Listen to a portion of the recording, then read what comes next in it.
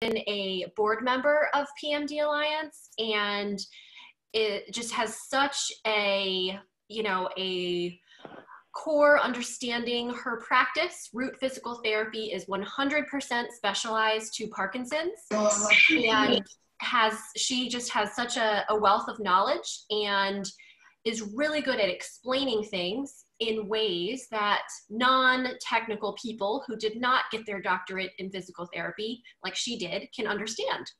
So that's what we're going to do today, September edition of Therapy Break with PMD Alliance. I wanted to briefly, those of you who join us, you know, for the regularly might know that we have 2 online ambassadors that are always on and are, you know, the ones who help to translate, you know, what the speaker talks about to real life, and are always the ones who chime in and can answer questions. And those 2 ambassadors are Perry and Judy. And Perry right now, I was hoping maybe we could send him some long distance energy. He just had surgery and he's in the hospital. He's doing well as can be expected after triple bypass, but I thought maybe we could set an intention and take a second and send a little blast of healing vibes his way. So if everyone could think of our friend Perry and send him some good vibes. And then Judy, maybe next time you talk to him, you could tell him that, you know, the Therapy Break crowd was thinking of him and sending him some healing energy. So at this point, I want to go ahead and set some housekeeping rules. So for the beginning of the talk, we're gonna have everyone muted while we have some opening comments from Jennifer. And write down your questions, send your questions in the chat. After about 20 minutes or so, we'll open it up and have the interactive portion where we can ask questions. But Jennifer did say if something comes up and it's a burning question and it's super relevant, then she is not scared to go off, you know, go spontaneous and bring those questions and answer them in the beginning portion of her talk. And also, Jennifer is volunteering her time today, and we are sharing her attention with her little guy, with her son. So just in case anyone sees a roaming toddler, it is, you know, that Jennifer knows that he's there and she's gonna do double duty. And I'll, if necessary, Jennifer, I can chime in, and then maybe that at that point will be like forced question and answer time. But I think we're gonna do great. I can't wait to learn more about balance. And I will go ahead and Rebecca, if you could turn on Jennifer's microphone, and we will turn it over to our expert speaker. Hi everybody, good afternoon. Thank you guys for having me, Andrea and Rebecca. I really appreciate it. And I appreciate you all in advance for being patient. If you see the toddler, hopefully you just see him and we don't hear him. He's occupied at the moment, so fingers crossed.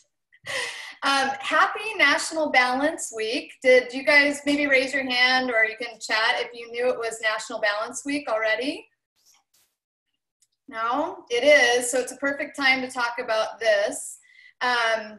I thought we were going to have a mix of people with Parkinson's and clinicians. I don't see any clinicians, but if you are a clinician and I just don't see you, if you wouldn't mind either chat, maybe just put in the chat what your top 1 or 2 balance assessments are that you generally use in the clinic. And then if you have Parkinson's or you're here on behalf of someone with Parkinson's, maybe either chat, or if you want to just briefly let us know what you would say your primary issue with balance might be, if you have any balance, if you're aware that you might have any balance issues. Does anybody want to just throw something out there real quick?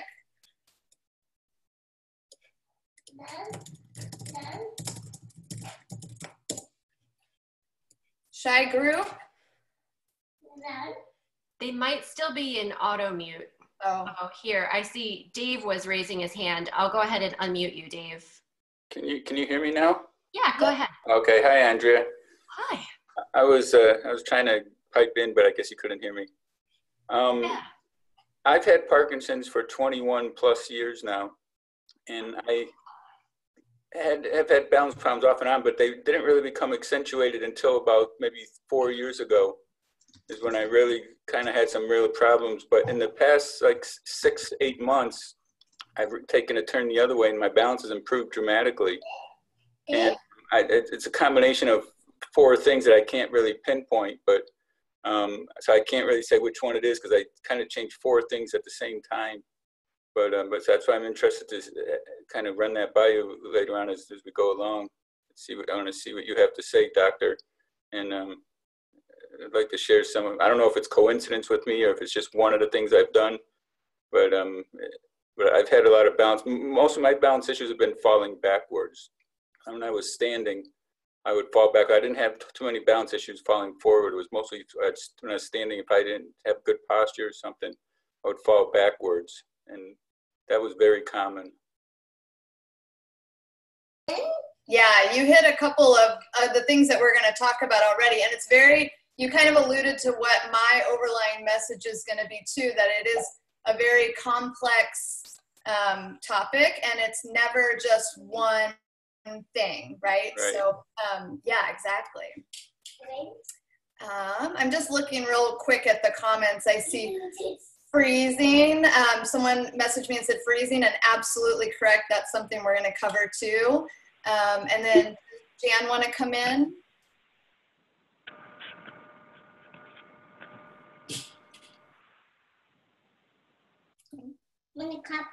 Go ahead, Jan. There you go. Now I think you're unmuted. I don't want to talk. Oh, okay. Sorry about that. Sorry, Jan.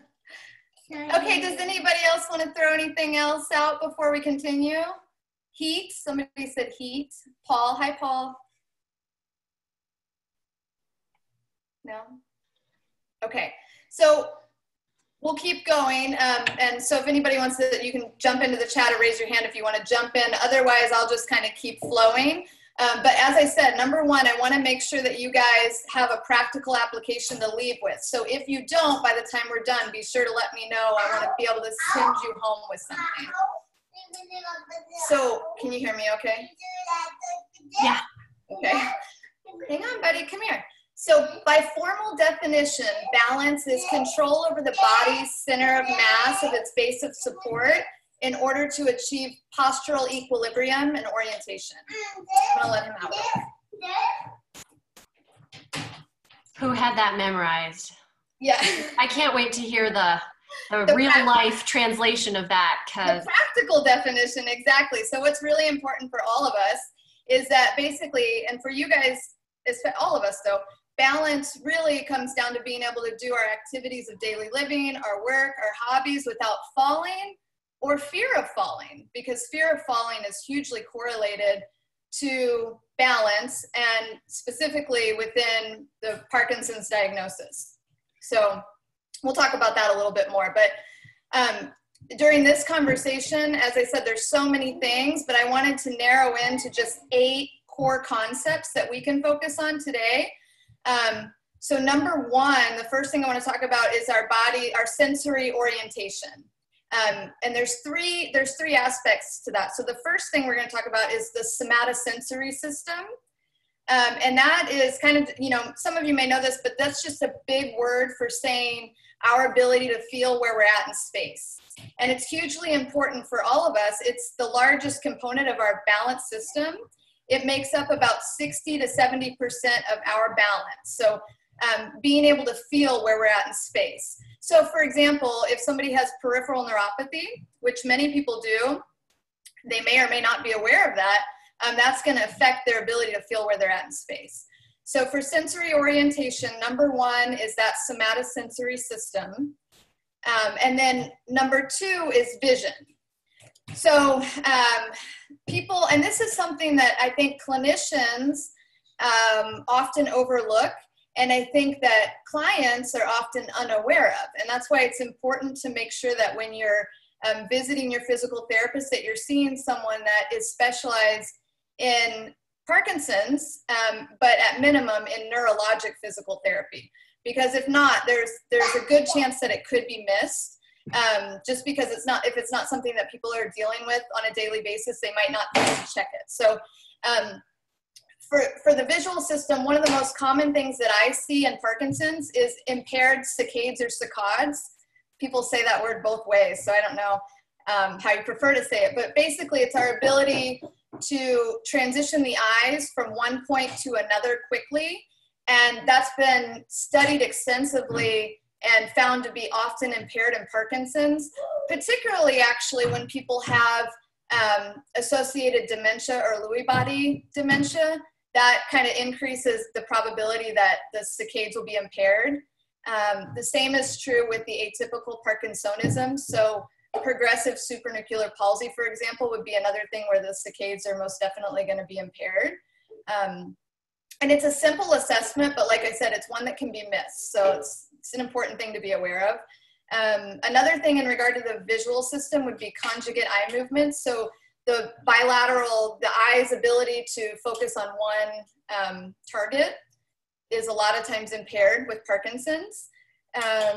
Bradykinesia, I'm sure probably all of you have heard of bradykinesia, or slowness of movement that we think of. And a lot of times I think we think of that in regard to walking or arm swing, but it's true with the ocular muscles too. So the eye muscles are slower, and that's a signaling issue, right? Because of the lack of dopamine. A lot of times color perception is impaired. But so from a practical standpoint, and many of you guys have maybe, hopefully maybe you're aware of it if it is an issue for you, dark rooms can be dangerous because of that, just the perception.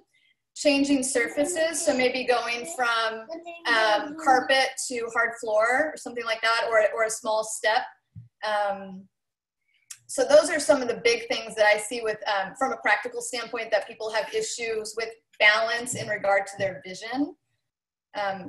So that's the second part of the sensory orientation. So we've covered somatosensory, and then we've covered vision. And then the last part of that somatosensory orientation would be the vestibular system. And that is our balance within our inner ear. So we have semicircular canals. There's 3 of them within our inner ears, and there's fluid, and there's little tiny crystals that float around. And for sometimes, like if somebody has had a fall, those crystals can get knocked loose. Or just simply a change in pressure or something like that can also cause the crystals to get knocked loose. And that can definitely throw off balance. So it's something that, again, a neurologic physical therapist might be a little more in tune to make, just ruling out, even just differential diagnosis, ruling out that some of the balance issues are not caused by vestibular system. Right, Wade? Yeah. So those would be the 3 systems that make up our balance. Does anybody have any like burning questions about the balance systems before we go on to, so those would be the things that, traditionally as therapists would be the easy things that we would look at for balance. But we're going to talk about more Parkinson's specific balance issues next. So anybody want to chime in before we do that? Are everybody good? I did see a hand raised. David, okay. Go ahead. Can you hear me? Yes. Yep. Yeah, I didn't catch the third thing. The somatic and balance, and what was the 3 things. Oh, this is a pop quiz for me. I think the 3rd thing was the vestibular system. Right. The what system? The vestibular system. And we can, if you want, don't feel like you guys have to keep track of everything right now. We can send I can put up something together to send you guys too if you want. So don't feel like you have to keep track. But it's somatosensory, vision, and vestibular. So vestibular is within our ear. Mm-hmm. So inner ear is vestibular. Vision is the easy one. And somatosensory was the where we feel where we're at in space. Okay. So the easiest way to think of it would be like the bottom of your feet feeling the ground beneath you.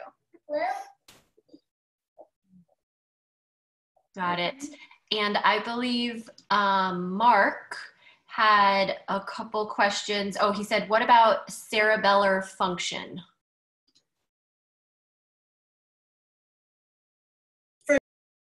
Is that what you asked?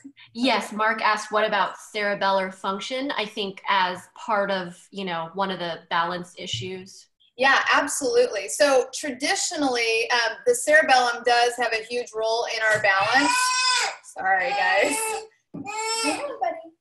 So traditionally, the cerebellum's not going to be directly impacted by Parkinson's disease, pathologically speaking. Besides the fact that what we were talking about with the potentially slowed signaling.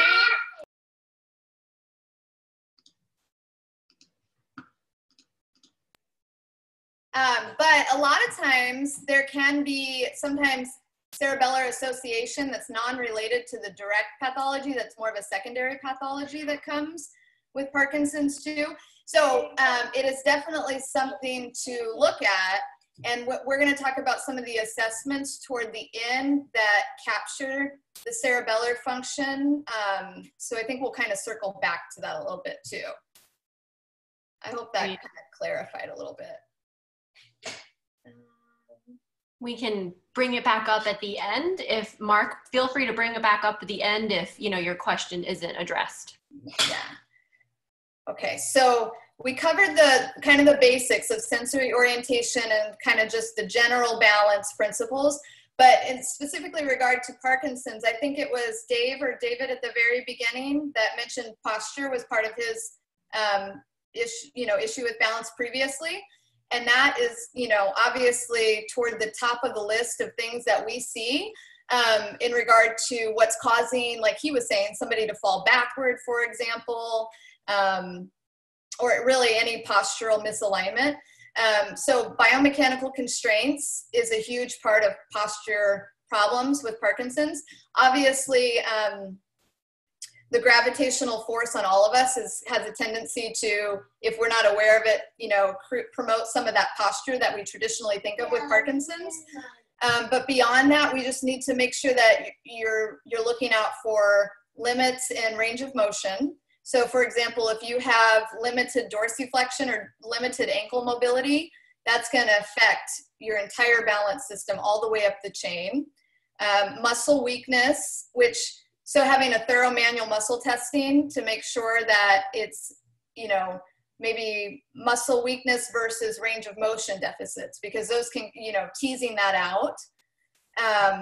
Or the same goes with short, tight muscles. So again, things can get weakened and lengthened or short and tight. So making sure that we know how to properly, for Parkinson's, for generally speaking, and I don't like to generally speak, but during these talks, we have to. Oftentimes we need to strengthen the posterior chain and lengthen the anterior chain, right? So for not necessarily everybody, but a lot of people, it's going to involve maybe stretching out the chest and strengthening the back, right? Things like that can make a huge impact on your posture. Knowing where your center of gravity is and making sure that you have a good base of support. So often with Parkinson's, and again, it has to do with the signaling in the brain, the lack of dopamine, that people tend to get a more narrowed posture. And for all of us, that just diminishes our balance by limiting our narrowing our base of support. So those, I think, would be the key things that I would encourage you to be aware of in regard to posture. There's a lot more, of course, but that would be like a good generalization, I think, of posture. Rigidity is another thing that you could throw into posture, I guess, too. That's obviously a huge issue for many people with Parkinson's. So, like, for example, if somebody's pretty rigid and they're lacking their arm swing on the left, that's going to affect their entire balance, right? So that's what I would say about posture. Anybody? Should we keep going, Andrea? Yeah, Mara did have a question about falling backwards and walking backwards. I think we have you unmuted now, Mara, if I have your name right. You want to go ahead? Yeah, I just wanted to say I just came in when the man was speaking about his falling backwards. That's also an issue for me, that I just will be standing there and suddenly start walking backwards. So any insight into that would be helpful.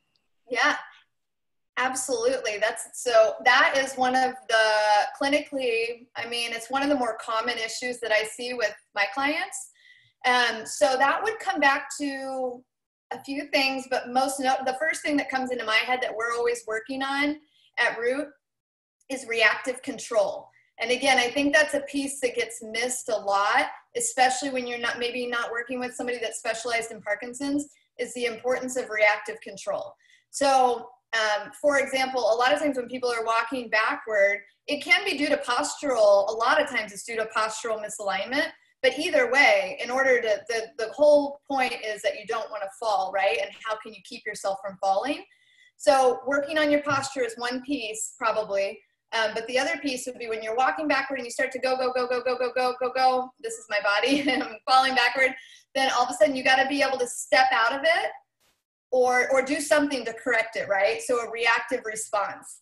A lot of times that's a stepping response, but so for some people that might be needing to know which side they're bradykinetic on.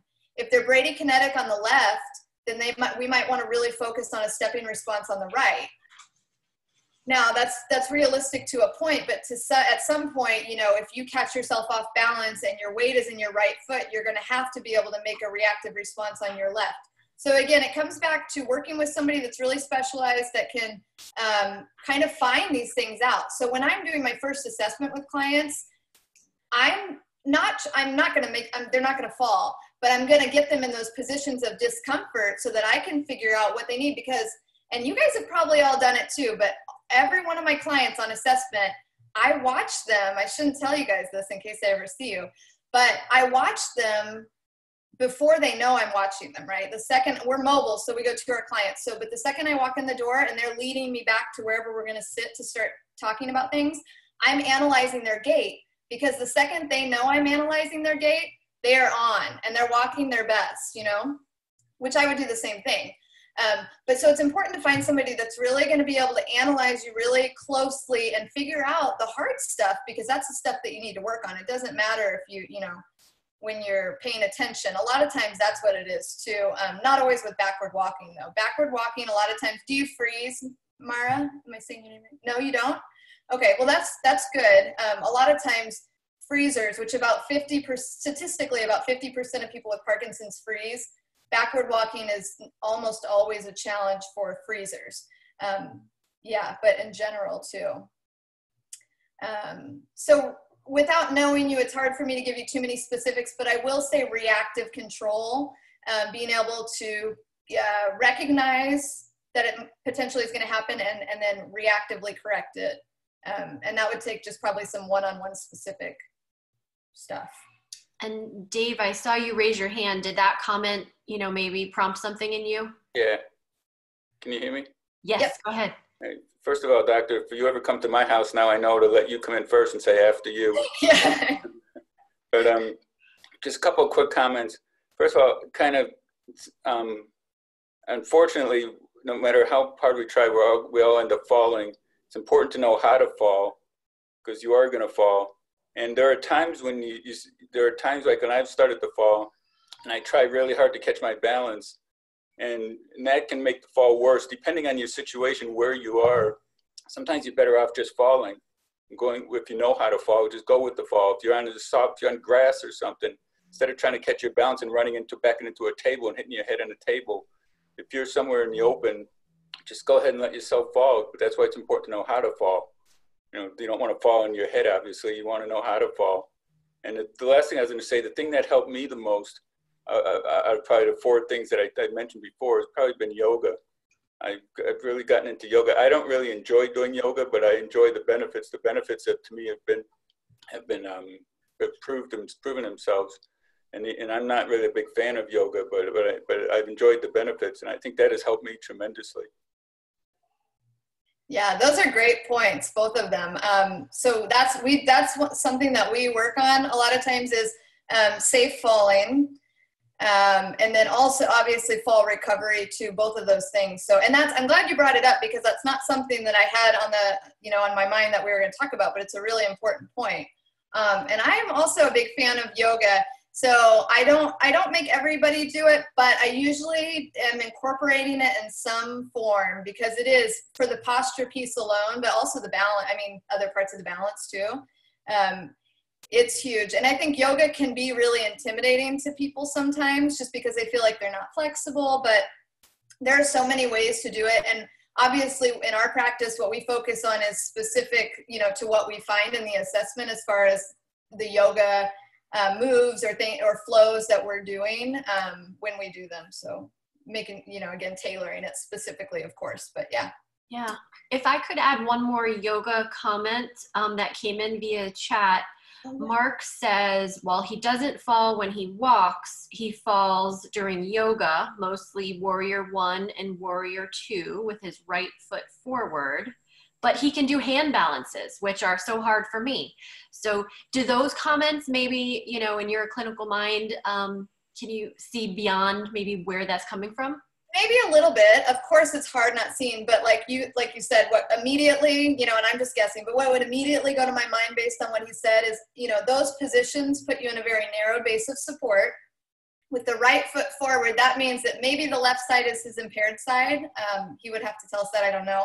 But typically when you're in a tandem stance like that with one foot in front of the other, the back foot is the one that's primarily controlling you're balancing on the most.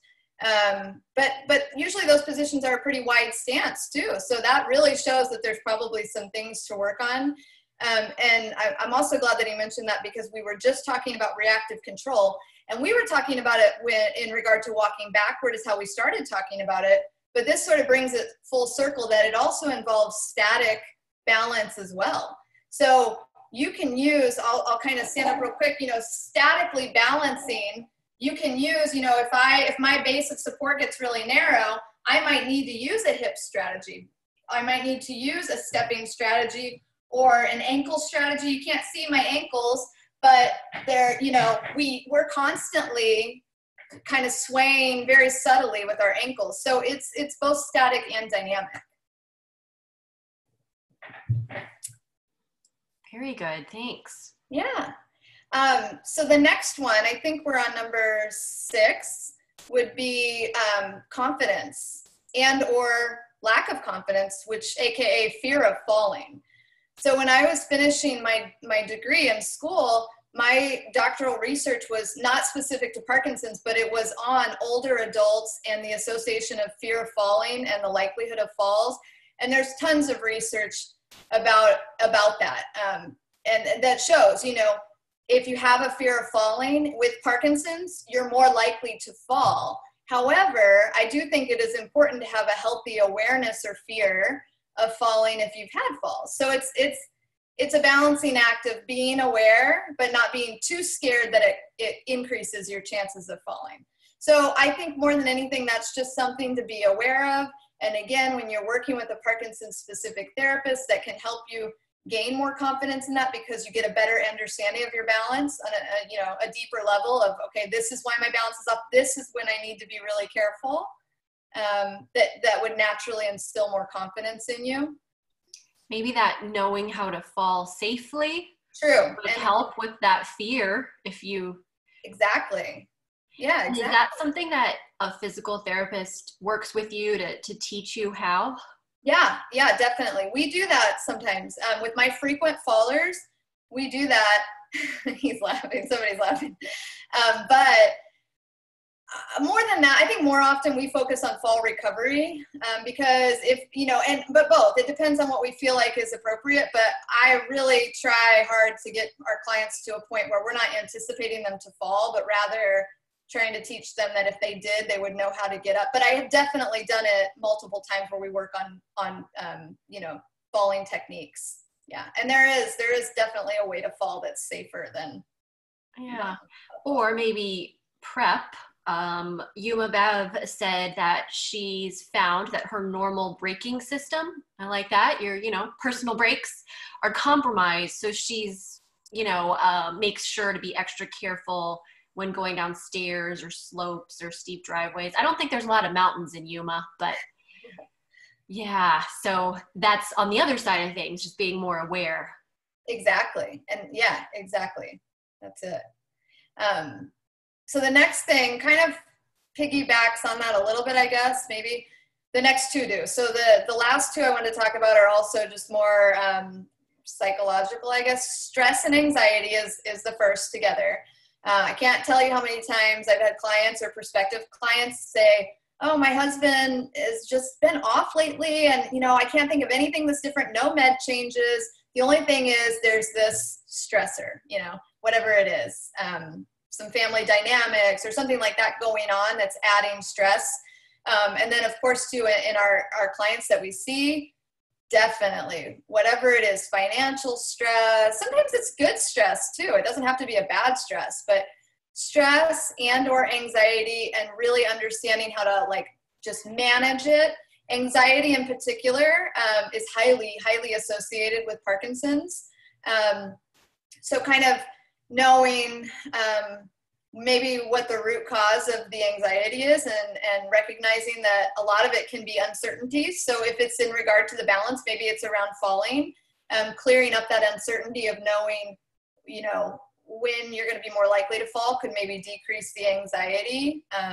So there's so many different things, but, just anxiety and stress, and as much as you can. I know that's easier said than done. For myself too, everybody gets stressed. So knowing just how to best control it, not perfectly, but as best you can help.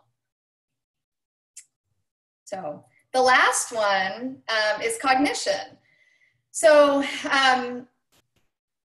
I find people with Parkinson's have a good awareness of the disease, and like all of you are always interested in learning more and just connecting and all of that, and it's great, and are super smart. So don't misconceive what I'm about to say with cognition. It's not saying that people with Parkinson's are not smart, but because of the lack of dopamine in their brain, it is at no fault of their own that their dopamine is constantly having to fight between sending a signal about moving their feet and sending a signal maybe about what's for dinner tonight.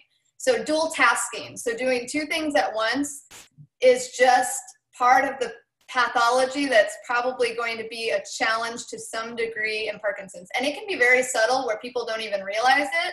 And then it can be more pronounced where they know, like, I have trouble doing, multitasking. So again, just to, I think I've probably driven this point home, but this is a good example of the importance of working with someone that is specialized in Parkinson's. Is there's a very common test that if you guys have done therapy, you've probably done, called the timed up and go. You stand up from a chair, you walk 10 feet, turn around, come back and sit back down. A lot of clinicians would just end it there. That's the timed up and go. You did it in 10 seconds. You're below fall risk, good to go.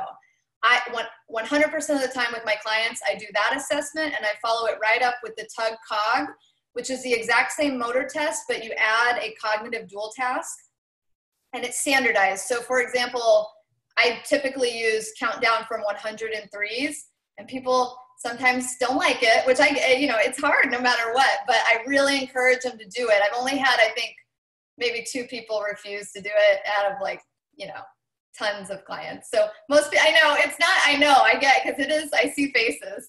It is a tricky one, but it pulls out the impairment, which is really important, not only for just myself as the clinician and you as the client, but also sometimes your insurance company too, because with that first example, if you do the TUG in 10 seconds, but then you do the TUG cognitive in 30 seconds, that shows a significant impairment and reason for skilled therapy. And that's why you really, even if you're very high level, but you have that score on that test, that really shows an important need to do Parkinson's specific therapy, right? So, so just kind of making sure that you get the most specified care, just like hopefully most of you, if not all of you, are seeing a movement disorder specialist for your neurologist, the same is true of your physical therapist. It really should be someone that's specialized and works with Parkinson's and or neurologic disorders regularly, so that they know how to tease out these balance deficits, you know, or figure out, you know, because some people, I can't tell you how many clients I've had that say, well, I went and they said I'm fine, and they're doing well, you know, people are doing well, so I don't mean to sound like they're not, but we can pull out impairments on these like highly specified Parkinson's tests, if that makes sense. Yeah, and how can you find a Parkinson's trained physical therapist or a neurologic, you know, specialist? What is the, you know, designation or what that people should look for? Yeah, so thanks for asking that. So for physical therapists that are board certified neurologic clinical specialists, let me look real quick, but I believe it's abpts.org. Don't quote me. Yeah, that's right. So A is in apple, B is in boy. I'll just type it in real quick. I'm typing it in the chat. That would be a website you can go to that you can click on, like find a specialist, and you're looking for the neurologic, because there's a few different categories. So you're looking for a neurologic clinical specialist. Right now, there are, I don't know how many, I know people are probably calling in or, you know, watching in from all over. I think, again, don't quote me entirely, but I think there's around 3,000 in the country. I think there's 49 in Arizona. So anyway, I don't know how many therapists there are exactly, but it's a pretty specialized certification, and it really signifies advanced training and knowledge in neurologic care. So that would be a general neuro would be the PT, DPT, NCS. But then for Parkinson's specific trainings, most of you have probably heard of LSVT BIG. That was one of the foundational programs for Parkinson's. And then also there's POWER, which is Parkinson's Wellness Recovery. That was sort of an evolution of the BIG program. So both of those are Parkinson's specific trainings that you'll know if that person has the certification, they've at least had some degree of Parkinson's specific training. Those would be probably the three that I would focus in on. Okay, great. Can you go back to dual tasking? Is that like the old patting your head and rubbing your belly?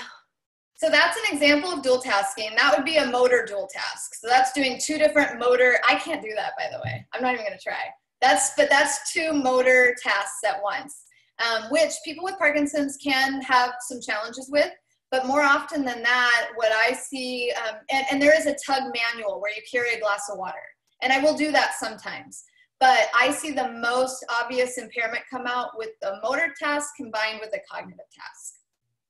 So that would be, I mean, it can be anything. It can just be having a conversation with your spouse or your friend, or it can be trying to do a math problem. So just doing any while walking would be the easiest example. So walking and talking in any form can be a challenge. So those, I'm trying to think of other good dual tasking difficulty examples. I think you demonstrated some when you were, holding your son and speaking about complex issues so well at the same time. And I wonder, I saw a study recently, I know a lot of you in the audience are, on those lists and get all those studies, that singing while walking, did anyone read that study, helped with people with Parkinson's?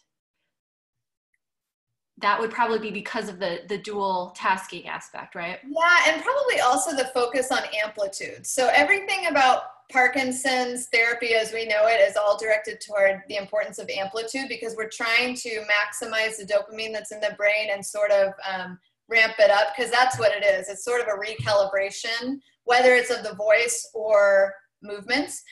So by actively focusing on maybe like walking and singing, you're sort of getting, I feel like, a double. Now for some people, I bet for some people that would be really challenging, but for some people it could be really effective. So I think it probably depends on the person, but I can see why that would be a good amplification of things. Got it. There was another question.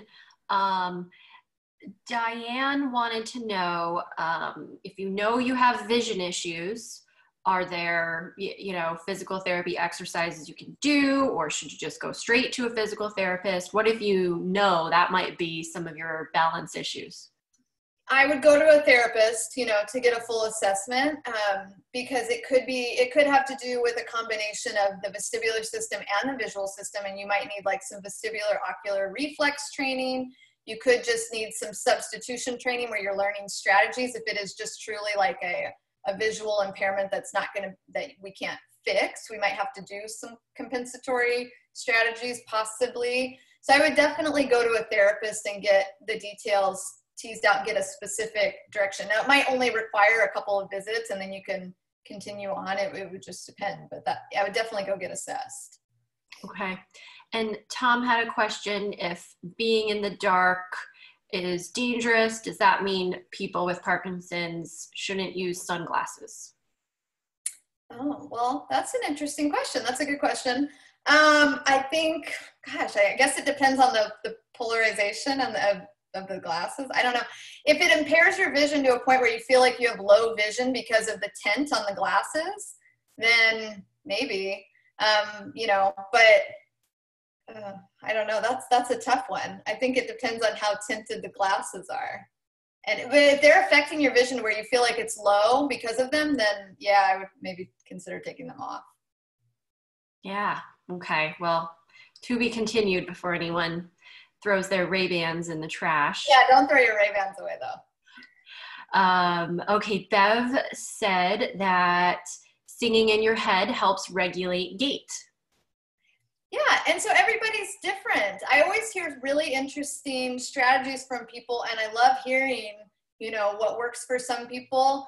But I find it's so hard in a big group because that could work for 2/3 of the group, or it could work for 2 people in the group. It just kind of depends, because for some people, if they have a really hard time with dual tasking, they might get internally distracted with that. But then with other people, it might help them find a rhythm. That's some of it too. I definitely find when people are maybe like more rhythmically inclined, they do better with musical cues.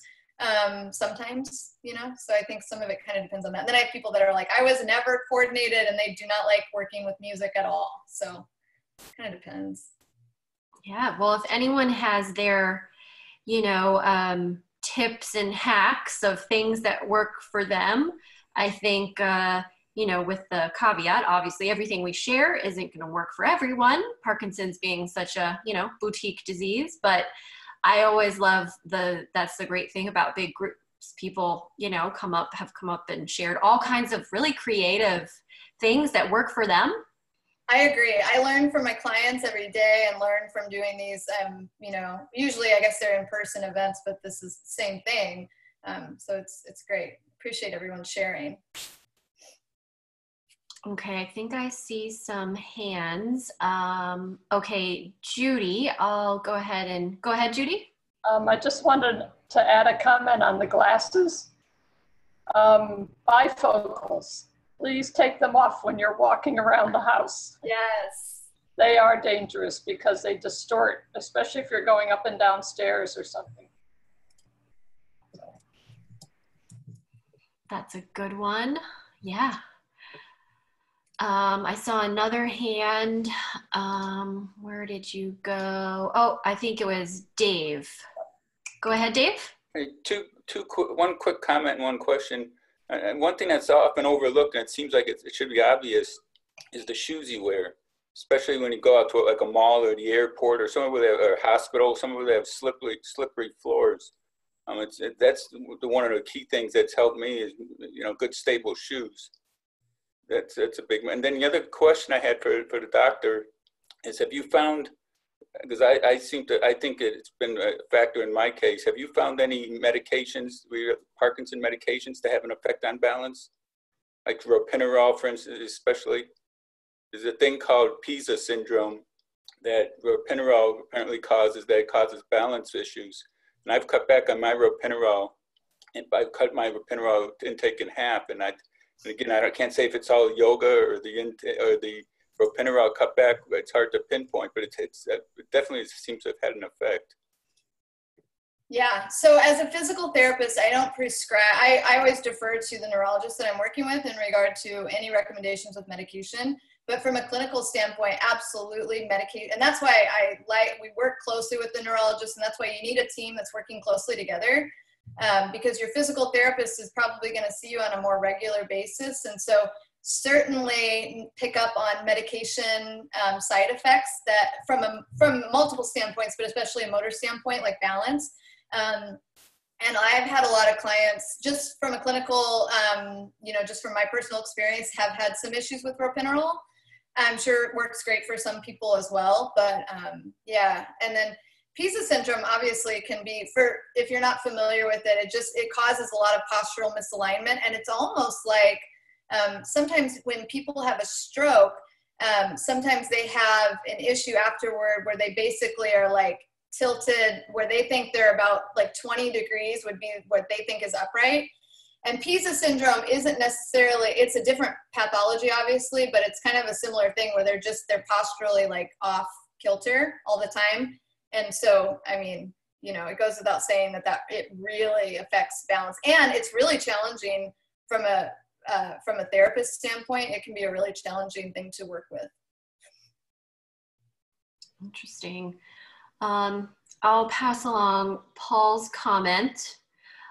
He walks every day and listens to music, which helps with his gait. And he says he does mental math, and he spends his future lottery winnings. I like that. And Paul, I wonder if you walk through Target and, subtract $4.99 and $12.99 from your $1 million mega bucks. Mental math, especially if you're doing that, is mental math in itself dual tasking, or would that be doing that while combined with another walking or another task? Sorry, are you asking me or Paul? Yeah. Yeah, so that would definitely count. You mean, so walking and doing mental math for sure counts as a dual task. Definitely. That sounds like a triple tasking. The thing about challenging yourself is you can kind of cheat, right? So I think it's always good to have like an external person maybe cueing you on things just to make it more challenging. But that's great. And Paul, I'm really happy you're doing that. And it's good to see you on here because I haven't seen you in a long time. You guys know each other. Sometimes it's a small world, huh? We had a brief interaction, so it's really nice to see you tuning in, Paul. And I'm glad to hear that you're working hard. Very good. Okay. Lauren chimed in that her local neuromusic therapist uses a wearable vibrating metronome to help with gait. Have you heard of these devices? Yes. It's tricky. I typically tend to try not to with my clients, I try not to rely too much on external devices or supports, because sometimes I don't think it's necessarily realistic that someone can rely on that 24/7. But I use metronomes. I use different techniques like that, vibrational techniques. So it's not to say I don't ever use it in my practice. Again, it's really hard for me to generalize, but I would say if I had to generalize, I tend to try not to use those too much, just for that reason. But sometimes they work great, and for sure use them if they're really effective. Yeah. So one thing from the beginning is you said that you wanted to make sure that we walked away with, some practical tips and practical applications. What do you think, guys? Have we heard? I mean, we shared some of what you do, some watch outs, some things to be on the lookout for. Any other, super actionable, practical tips that you can pass on to our crowd, Jennifer, when it comes to balance and any of the different aspects, whether it's, the vision or the vestibular or any somatosensory. I always forget the first one. Somatosensory. I'm writing that down right now. I think just, again, making sure that you're working with someone that is very specialized in Parkinson's to be able to tease out, because a lot of times my clients will say they haven't been diagnosed long, they haven't had a fall, they've been told by their doctor or other therapists that they're good to go. So just really, recognizing that exercise is the number one thing that can slow, halt, reverse your symptoms when it's done real specifically and purposefully. And so even if you don't feel like you have any deficits, I think still just being proactive and getting that assessment done at least once a year, we usually say twice a year, is important to stay ahead of it. Sorry. And I know that we always talk about, because, insurance coverage in reality is something that has to be considered. And could you remind me, I believe that an assessment is covered. Could you remind us on for Medicare, which is what most of us have, what is included or covered? Yeah, so that's a good question. Medicare is regulated differently state by state. So I'm going to speak to Arizona because that's where I know the rules and regulations the best. But like, for example, in Arizona, it is a direct access state. So in Arizona, you don't need a physician's referral to get an assessment. You really don't need much justification for an assessment besides just within 30 days of when that's completed, your therapist would need to get a physician's signature and submit it. But you don't have to worry. You wouldn't have to worry about any of that. But yes, Medicare would certainly cover just with the diagnosis alone, a therapy evaluation at least once a year. I mean, really, you could get it done more than once, regardless. So even if you haven't had a fall, just with it would be a G20, it would be the diagnosis of Parkinson's, is by justification enough to get your assessment. So there's no reason not to, it's just like going to the dentist, go to the dentist, get your checkup, go to your physical therapist and get your checkup. Yeah, and we put up a poll question just to kind of see what the audience says. And I don't know if you can see the results, but I can, and I'm sad. No, I'm just kidding. So for those of you that said, I have in the past, but no longer, I am curious to know why and how, maybe, or how long, just a little more context to that. If it's been more than, or so I don't know if Rebecca wants to do another one, but if it's been less than a year or more than a year since you've seen one, because everybody should be seeing one at least once a year, really twice a year. Okay, and while Rebecca works on that, I'll go ahead and unmute Judy. Did you want to add something, Judy? Yeah, I go to the exercise program, and she is an exercise physiologist, but she's not really a physical therapist. I only go to a therapist if I need a tune-up, I guess you call it, or if I have an injury or something. So that's what I was going to ask, Judy. My follow-up was going to be, so a tune-up meaning something's happened to make you feel like you've declined or yeah. I don't see one regularly. Okay. Yeah. So with the exercise physiologist, are you doing one-on-one or group? No, it's a class. We do the power class. Good. We do that several times a week. Yeah, so that's good. Power is good, and you might know, some people know, maybe from your last tune-up, okay, I really need to work on X, whatever it is. Then in the class, you can kind of yourself focus on those things. But on the flip side, sometimes the classes, and I taught group fitness classes for over a decade, so I know from both angles, teaching the group thing and teaching individually, it's really tough to tailor individual things to a group class. So just, I think in conjunction, making sure you still do that checkup. Go to your checkup, Judy. Right, okay. Even if you don't decline, once or twice a year, just so they can run all those tests and say, okay, you still scored 24 out of 28 on your mini best test, really, specifically. And just a real quick side note about that too, going back to the importance of someone that's Parkinson's specific. Balance tests, there is a gold standard for balance tests. It's called the Berg Balance Scale, and it's 14 items that are scaled 0 to 4. You can get up to 56 points on it. I have a dilemma here, you guys. I'm trying to keep my toddler from screaming, but he's holding a Sharpie, so I don't know. I'm gonna let him hold it. The Berg Balance Scale is the gold standard for balance assessments. And again, it's the 14 items, up to 56 points.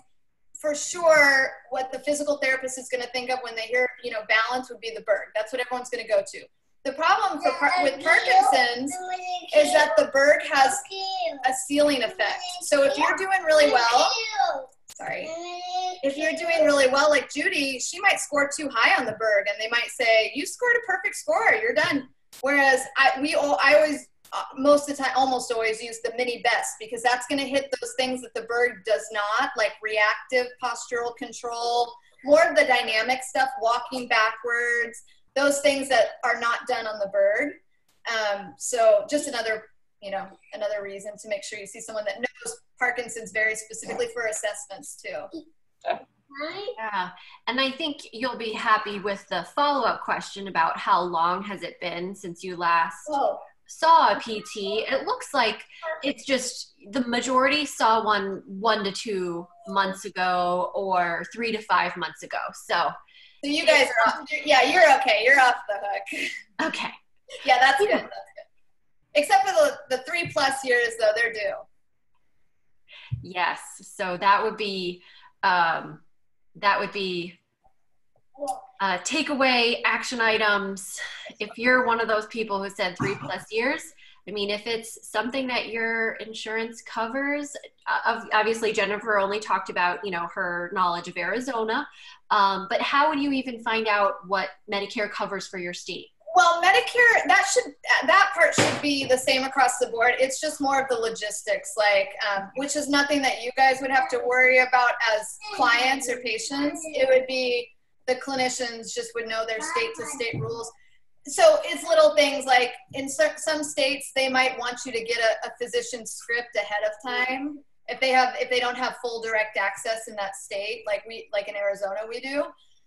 So that would just be something that, you know, you could still call a clinic or call, you know, wherever you want to go and just ask them, hey, I'd like to get in for an assessment. So go to that abpts.org, find a Parkinson's specialist, someone who specializes in neurologic conditions or Parkinson's, who's a physical therapist, call their office, see, you know, have them clarify coverage and requirements and all that. And those people that answer the phone, you know, will be able to definitively say for that state, you know, what they can. Yeah, definitely do not let it be any hindrance into starting the process, you know, at all. I tell, Andrea has heard me, I'm sure, say this at our live events, that when I talk to people, I always say, treat your exercise or your therapy just like you would treat your medicine. If you're taking Cinemed or whatever medicine, or, you know, that it should be a regimen. You know, it's super important, and it's really truly the only thing that's been shown to be able to slow, you know, the pathological process of the degeneration of the dopamine, right? So it's important. And I loved what you said too, that there's so many assessments, so many complex assessments. Just because you look like you're doing well and, you know, don't fall or freeze or have balance issues, that some of those complex assessments can really, you know, hone in on cognitive difficulties or all of the things that we talked about. So, okay, well, I think that's a great place. We're coming up on 5:30. I think that's a great place to wrap up. Any final words, Jennifer? Thank you for putting up with the toddler. Sorry about that. He was okay. It wasn't great, but he was okay. And I'll say that from 4 to 4:30, before the cameras were on, he was, you know, quiet as a mouse, and it's only when the cameras turn on, right? I had the movie going. Yes. We went to the park to burn off all the energy this morning. I tried my best, you guys.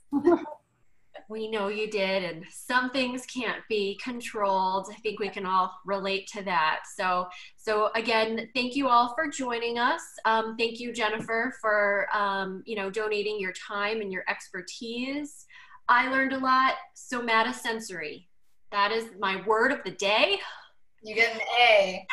And if anybody has any questions or, you know, anything, you know, Andrea, I don't know if you want to an email. It's just info@rootphysicaltherapy.com.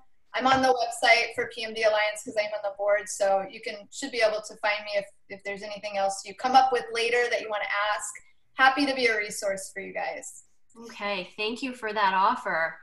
Thank you to everyone for joining. Did we learn something? Yeah? Everyone got some thumbs up? Okay. Well, thanks again.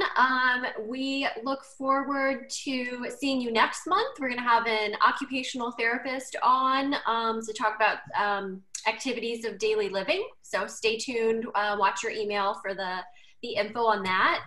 And I hope everyone has a wonderful afternoon, and we'll all do a big wave bye and do some gratitude waving to Jennifer.